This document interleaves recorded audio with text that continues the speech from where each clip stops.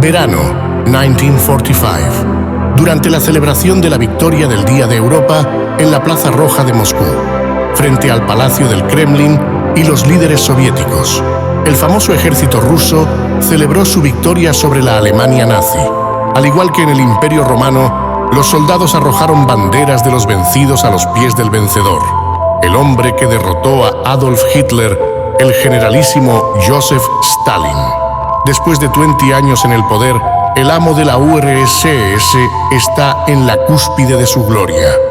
Un poeta escribió esto: Stalin, eres más alto que los altos espacios celestiales y solo tus pensamientos son mayores que tú. Tu espíritu, Stalin, es más brillante que el sol. Lo llamamos el pequeño padre del pueblo. En todo el mundo, él representa la esperanza de una sociedad más justa. Es el ídolo de cientos de millones de personas. En Francia, también cantamos sus alabanzas. Con todo nuestro corazón, proclamamos nuestro ardiente amor por Stalin y le aseguramos nuestra inquebrantable confianza. Mientras tanto, este hombre es uno de los mayores criminales de la historia. Asesinó a su propio pueblo con una brutalidad ilimitada. Aniquilaremos sin piedad a cualquiera que amenace con hechos o incluso con pensamientos la unidad del Estado. Estableció el Gulag y esclavizó a 18 millones de personas. Hay que cortar a los miembros destructivos del partido para preservarlo de enfermedades e infecciones. Cínicamente causó hambrunas que provocaron 7 millones de muertes. La muerte resuelve todos los problemas. Sin gente, no hay problemas. Sacrificó a su familia por su propio poder. Un verdadero bolchevique no debería tener familia. Vamos a contarles la increíble historia de este hijo de un pequeño artesano, que se convirtió en una de las personalidades más poderosas del planeta.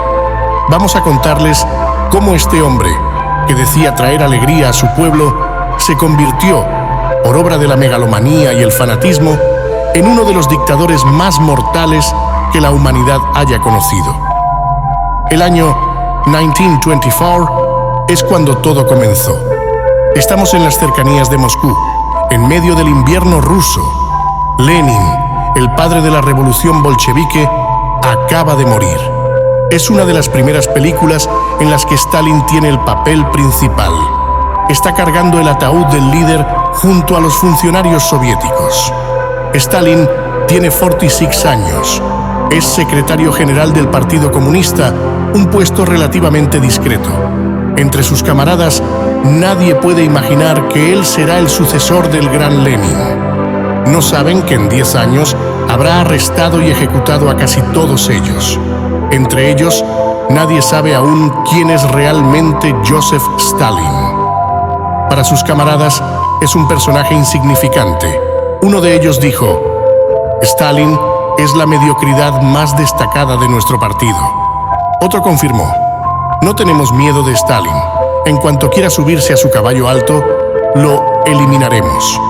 Desde hace mucho tiempo, Stalin ha estado ocultando sus verdaderas intenciones. Su verdadero nombre es Iosif Yugashvili. Nació en 1878, en la época de los zares, un régimen monárquico basado en la desigualdad y la sumisión a los monarcas. Con una infancia pasada en la pobreza, un padre alcohólico y abusivo, creció con monjes ortodoxos. Muy temprano se unió a la lucha contra el zar y tomó el nombre de Stalin, el hombre de acero. En 1917 participó en la gran revolución bolchevique con Lenin, que derrocó al zar y abolió los privilegios. Le dio el poder al pueblo. A la sombra de Lenin, solo esperaba una oportunidad para tomar el poder. La muerte de Lenin fue esa oportunidad. En 1924 logró, a través de maniobras dentro del partido, descartar al personaje más importante del momento, Trotsky, antes de exiliarlo a Kazajistán. Nadie lo vio venir, pero solo unas semanas después, Stalin tomó el poder. No lo dejará más. Eligió asentarse aquí, en la ciudadela del Kremlin, el antiguo palacio de los zares. Desde allí, dirigirá la URSS, la Unión de Repúblicas Socialistas Soviéticas. el país más grande del planeta, con unas pocas personas que lo seguirán ciegamente durante unos 30 años. Quería ir más allá, mucho más allá que Lenin. Quería reescribir la historia y su determinación era absoluta. Nosotros los bolcheviques somos una raza especial. Los demás no tienen valor, no valen nada. No lo duden, camaradas. Después de la clase trabajadora, estoy listo para dedicar toda mi fuerza y cada gota de mi sangre. Stalin quería un borrón y cuenta nueva del pasado. Eliminó abruptamente las huellas de la vieja Rusia que la revolución había perdonado. Pasó un decreto diciendo que la religión está en contra de los intereses del pueblo. En todo el país, eliminó los viejos íconos ortodoxos antes de destruirlos. En lugar del viejo orden, tenía un proyecto radical que era construir el comunismo. Un ideal, una sociedad feliz y saludable, sin ricos ni pobres. Un mundo donde todo se comparte, donde todos tienen iguales oportunidades al nacer, donde la salud y la educación son accesibles para todos. Para la Unión Soviética tenía una ambición ilimitada. La vieja Rusia siempre ha sido derrotada. Debido a su retraso, reducir el ritmo significa quedarse atrás y perder. Nosotros, en la Unión Soviética, no queremos ser derrotados nunca más. Lanzó proyectos de construcción gigantescos, rascacielos subterráneos, ferrocarriles, presas, plantas de energía. Quería modernizar Rusia a toda velocidad para convertirla en un paraíso para los trabajadores, un mundo donde el desempleo no exista y donde cada trabajador pueda ofrecer una vida digna a su familia. Un mundo donde Stalin ocupe la primera posición. Nosotros, los pioneros del gran país, soldados del partido, siempre listos. Te agradecemos, Stalin, por la felicidad que estás proporcionando a nuestro país. Stalin es el líder de los comunistas. Su retrato está en todas partes, en fábricas, en trenes, en cada aula, incluso en los comedores. Debe ser perfecto porque refleja el éxito del comunismo. Él personalmente corrigió su biografía oficial con millones de copias vendidas. En las copias añadió una nota manuscrita. A lo largo de la frase, Stalin es el mayor capitán de todos los tiempos y pueblos. En realidad, el verdadero Stalin es más común. Solo mide 1,60 metros. Se pone zapatos con tacones de cuña. A menudo se para en una pequeña plataforma de madera que lo hace parecer más alto. Mira esta imagen excepcional. Es su rostro real. Su piel está marcada porque tuvo viruela a los 7 años. Pero, curiosamente, en público tenía la piel impecable. El nuevo amo del Kremlin es un misterio para su pueblo. Pasa su tiempo encerrado en su oficina y esconde celosamente su vida privada. Aquí están las únicas fotos que quedan de su esposa, Nadezhda. Ella era una antigua camarada de lucha, 22 años menor que él. Tuvo 2 hijos con Nadezhda, Vasily y Svetlana. Les dedicó poco tiempo, pero en su niña demostró una verdadera fascinación. Te extraño, papá. No me importa si el mundo entero me odia. Si papá me pide ir a la luna, lo haré. Algunas fotos muestran a Stalin en sus momentos de relajación. Durante algunas vacaciones, cuando llevaba a sus diputados al Mar Negro en villas del partido. Ekaterina Voroshilov, la esposa de uno de sus lugartenientes, recuerda eso. A Stalin le encantaban las expediciones en la naturaleza. Nos llevaba allí y nos sentábamos junto a un río. Encendíamos un fuego, asábamos carne mientras bromeábamos y cantábamos. Realmente eran buenos tiempos. El problema es que para Stalin, desde los primeros años, las malas noticias se acumulan. Su política fue decepcionante. Al multiplicar los grandes proyectos industriales, Stalin sacrificó la vida cotidiana. La población rusa estaba creciendo. Sin embargo, no se hicieron instalaciones de vivienda disponibles. Las familias tuvieron que mudarse juntas a departamentos requisados y ocupar todos los pequeños espacios. El nivel de vida se estaba deteriorando.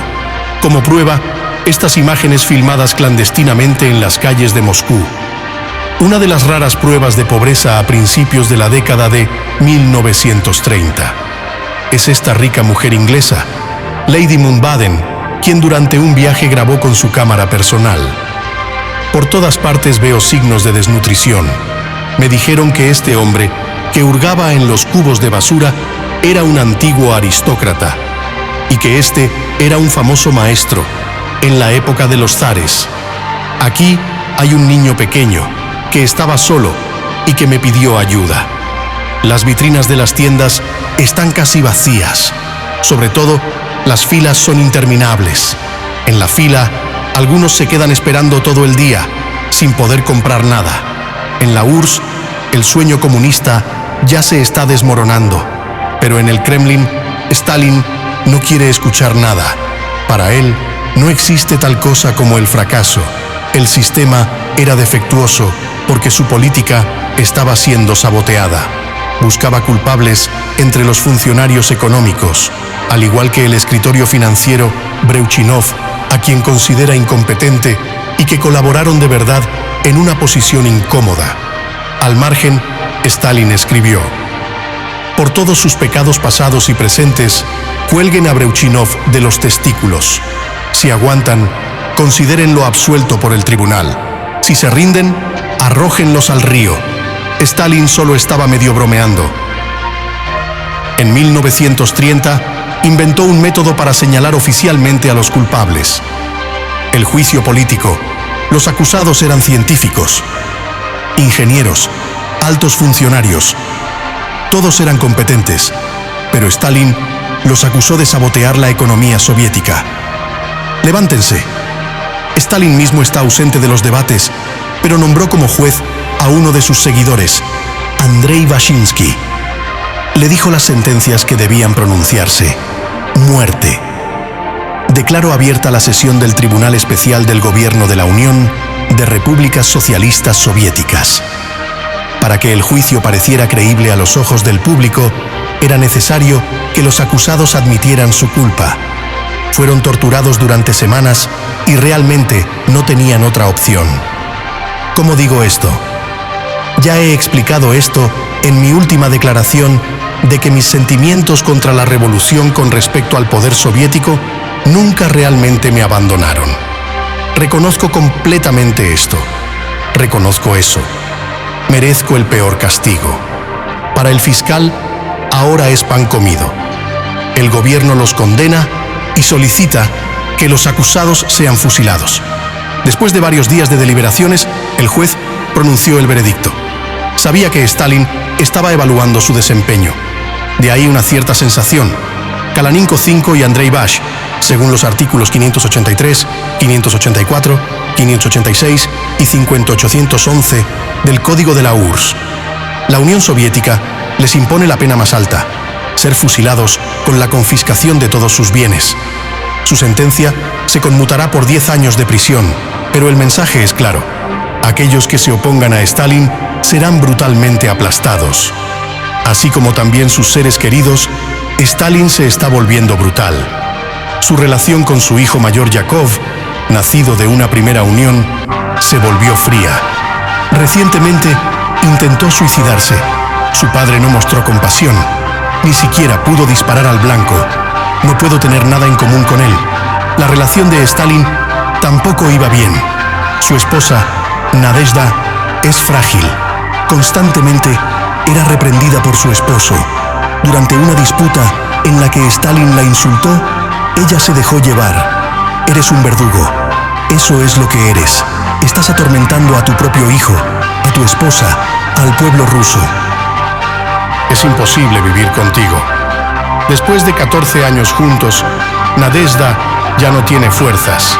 Una noche de invierno, después de otra pelea durante una recepción oficial en el Kremlin, Nadezhda regresó a su habitación y se suicidó con una bala de revólver en el corazón. La verdad permanecerá oculta durante 60 años. A los rusos se les dijo que Nadezhda murió de apendicitis, porque según los líderes comunistas, el suicidio se considera traición. Incluso su amiga Paulina Molotov lo condenó. Nadezhda estaba equivocada. Dejó a Stalin en un periodo tan difícil. Stalin no permaneció en el funeral. Estaba devastado. Oh, Nadezhda. Nadezhda, cuando era necesario, no fue una buena.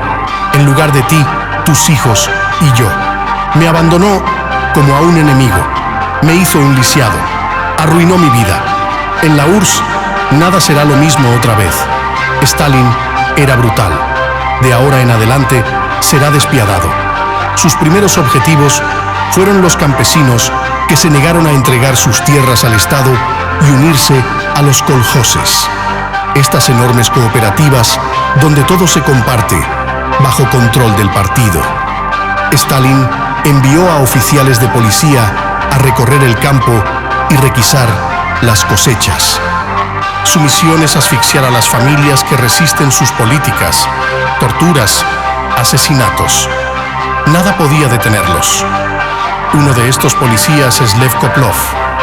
Participé en estas expediciones, sondeando el suelo para descubrir los escondites. Vacié las despensas mientras me obligaba a no escuchar las lágrimas de los niños y los gemidos de las mujeres. Todo estaba permitido. Destrucción, mentiras, robo. El fin justificaba los medios. Nuestro objetivo era el triunfo universal del comunismo. 1933, el año del resultado. Las requisiciones de Stalin causaron una tragedia en Ucrania. Una de las regiones más ricas de Europa ya había sido devastada por la hambruna en la década de 1920 bajo Lenin. Pero esta vez, la masacre alcanzó alturas inimaginables. Los campesinos ya no tenían nada para comer. Un padre le escribió a su hijo en Moscú: «Mi querido hijo, te escribo para decirte que tu madre ha muerto. Murió de hambre después de meses de sufrimiento. Yo mismo no tengo mucho tiempo». Algunos miembros del partido en el lugar no entendían que esta hambruna era conocida e incluso deseada por Stalin. Protestaron. ¿Está al tanto el camarada Stalin? Un miembro del Politburó. ¿Está al tanto de lo que está pasando en Ucrania?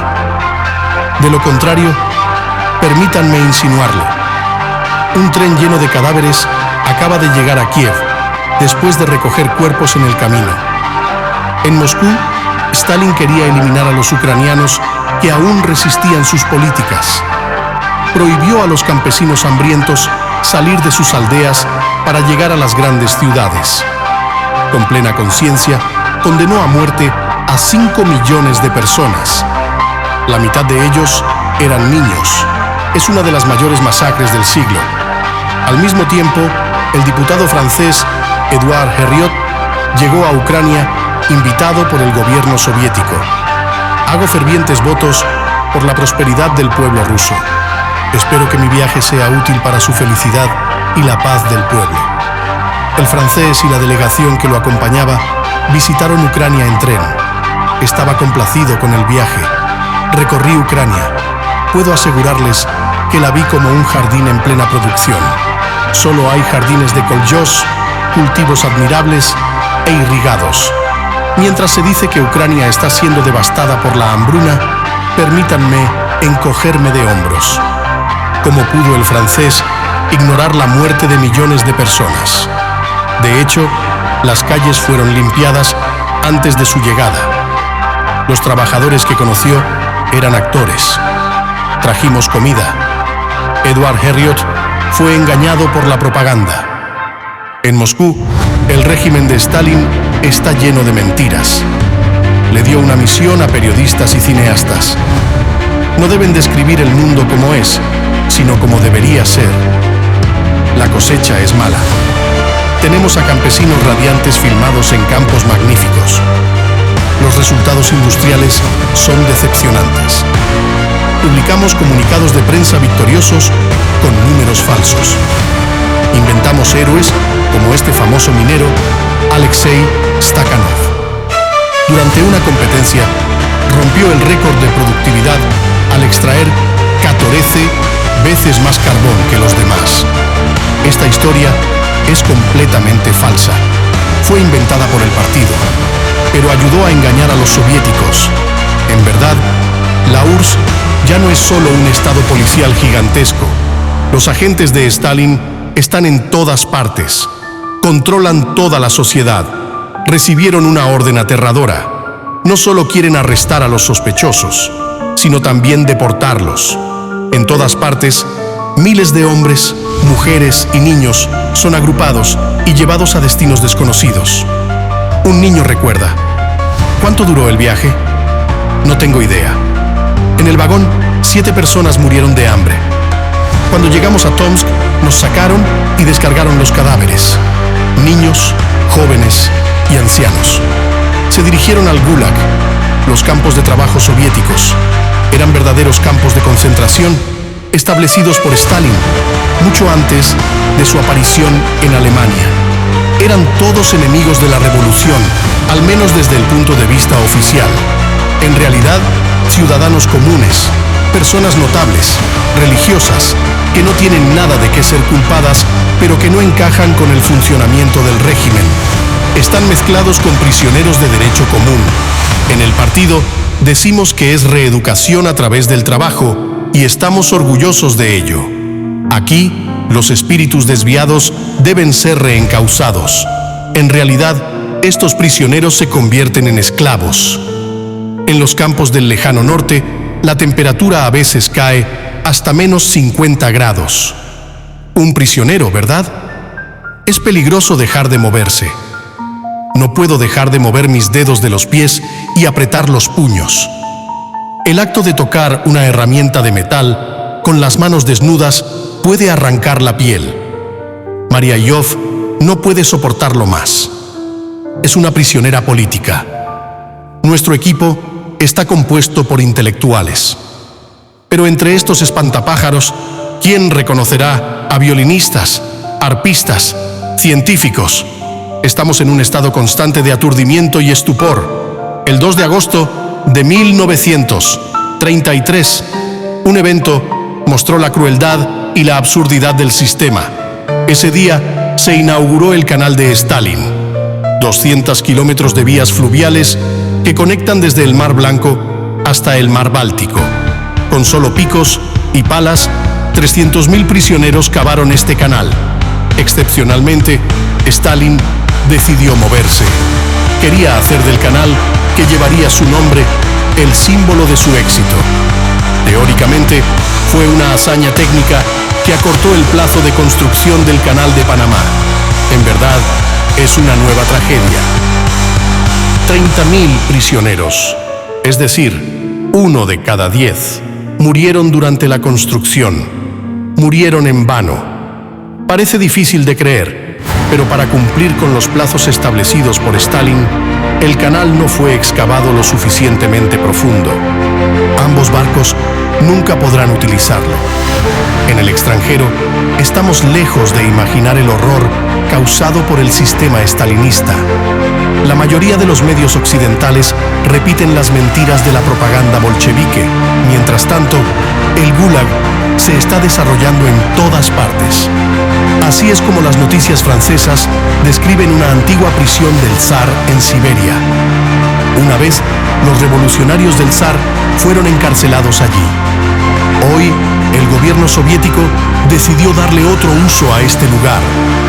La producción privada ahora se realizará allí bajo la supervisión de un instituto científico especial.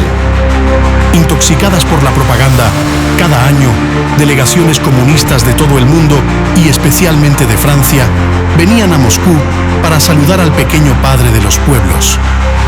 A pesar de los crímenes de Stalin, los mítines prestigiosos se multiplicaban rápidamente, como el del escritor francés Louis Aragon, quien no solo aprueba el Gulag, sino que públicamente canta sus alabanzas.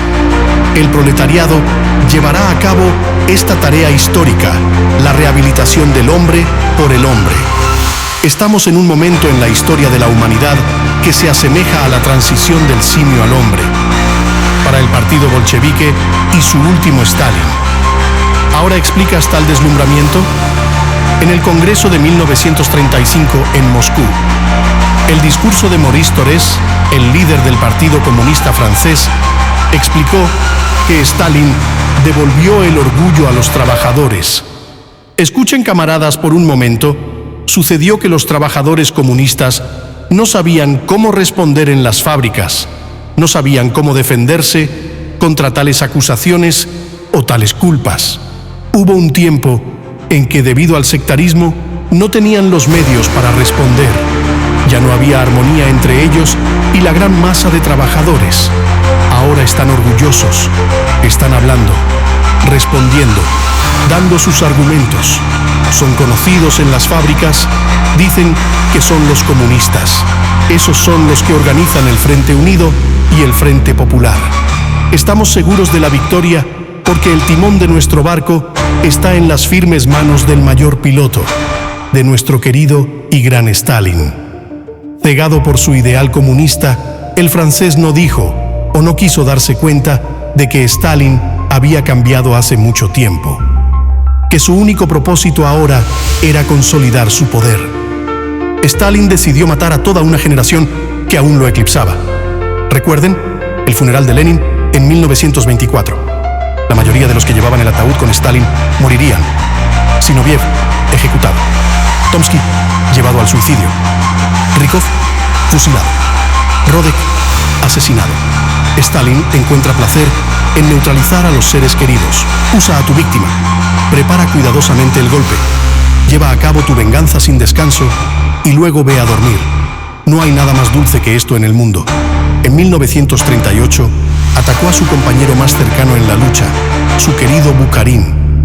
Ha sido amigo durante 15 años, pero se atrevió a contradecirlo varias veces. A sus ojos, se convirtió en un enemigo. Para preparar la caída de esta gran figura del régimen, comenzó la apisonadora de la propaganda. En todo el país se tiene la opinión de que estas conspiraciones fueron ferozmente cometidas por los agentes del capitalismo, perros del fascismo, nada menos que Bukharin y su equipo. Camaradas, lo que tengo que decirles fue confirmado por Stalin. Nuestro país está rodeado de enemigos que quieren destruir nuestro país y a nuestro pueblo. Muévanse contra estos enemigos. Muerte a estos parásitos. Durante este tiempo en Lubianka, la sede de la policía secreta, Bukharin está siendo torturado. En una carta, implora a su viejo amigo Stalin: te estoy escribiendo esta carta, que probablemente será la última. Mi corazón sangra al pensar que puedas creer que soy culpable. Estoy dispuesto a arrastrarme de rodillas y suplicarte que canceles este juicio para mí. Si la muerte me espera, te ruego, en nombre de todo lo que te importa, que no permitas que me fusilen. Me gustaría tomar veneno, te lo suplico. Es verdad que la muerte espera a Bukharin. El 2 de marzo de 1938, en una sala llena de miembros de la policía política, comenzó su juicio. Es mera formalidad. Nuestro pueblo quiere una cosa. Necesitamos aplastar estas plagas. Bukharin está en el banquillo de los acusados, pero no queda nada, ninguna imagen de él. No se le consideró lo suficientemente dócil como para ser utilizado en la propaganda. Será fusilado y su familia deportada. Pero sobre todo, soñaba con atacar a la Unión Soviética y anexar su territorio para beneficio del pueblo alemán. La misión del movimiento nazi es destruir el bolchevismo judío. Destruir Rusia dará al pueblo alemán un espacio vital que los amos necesitan para alimentarse. Mi ambición es ser el hombre que romperá el marxismo. Stalin finalmente se dio cuenta de la amenaza, pero demasiado tarde. La URSS no estaba preparada para un conflicto. Sus armas estaban obsoletas. Su personal había sido diezmado. Durante el terror, había mandado fusilar a 20.000 oficiales soviéticos. De los miembros del Estado Mayor que estaban a su alrededor en esta película de 1934, solo quedan unos pocos generales anticuados que no entienden nada de la guerra moderna, como el audaz Budioni. No cambiarás mi opinión. Tan pronto como estalle la guerra, todos gritarán: Juan, trae la caballería. Para compensar el retraso, Stalin necesita algo de tiempo. En agosto de 1939, logró llegar a un acuerdo en el último minuto con Ribbentrop. el embajador de Hitler en Moscú. Los dos gigantes firman un acuerdo de no agresión solo unos días antes de desencadenar la Segunda Guerra Mundial. Un acuerdo antinatural, que tiene muchas intenciones ocultas, pero que le da a Stalin un respiro. Todo es solo un juego sobre quién logrará engañar al otro. Ya verán, Rusia logrará evitar la guerra con Alemania por un tiempo más. Una semana después, el 1 de septiembre de 1939, el ejército alemán atacó Polonia. Es el comienzo de la Segunda Guerra Mundial. En pocas semanas, los nazis aplastaron al ejército polaco y lograron una victoria resonante, la primera de muchas. 8 meses después, en mayo de 1940, Hitler atacó desde el oeste y ocupó Francia en menos de 2 meses, imponiendo su ley en la mitad de Europa. Ocupación militar, persecuciones raciales y represión política. Mientras tanto, Stalin no permaneció inactivo. A favor del pacto firmado con Hitler, conquistó nuevos territorios. En el invierno de 1941, todavía piensa que está a salvo de un conflicto con Alemania, pero esta vez se equivoca. Es en ese momento cuando Hitler decidió hacer realidad todos sus sueños: destruir la Unión Soviética. Es el plan Barbarroja, una de las mayores operaciones militares de la historia. Hitler planeaba abrumar al ejército soviético y llegar a Moscú en solo unas semanas. Ya en primavera, el ejército alemán se prepara para la batalla en la frontera. En el lugar, los generales soviéticos observan los movimientos de tropas, dieron la alarma y pidieron permiso para desplegar soldados. Pero en el Kremlin, Stalin, tan paranoico como siempre, teme una trampa. Les responde: tienes una gran cabeza, pero un cerebro pequeño. Alemania nunca se enfrentará sola en la guerra contra Rusia. 16 de junio de 1941, un espía envió un mensaje diciendo que un ataque era inminente.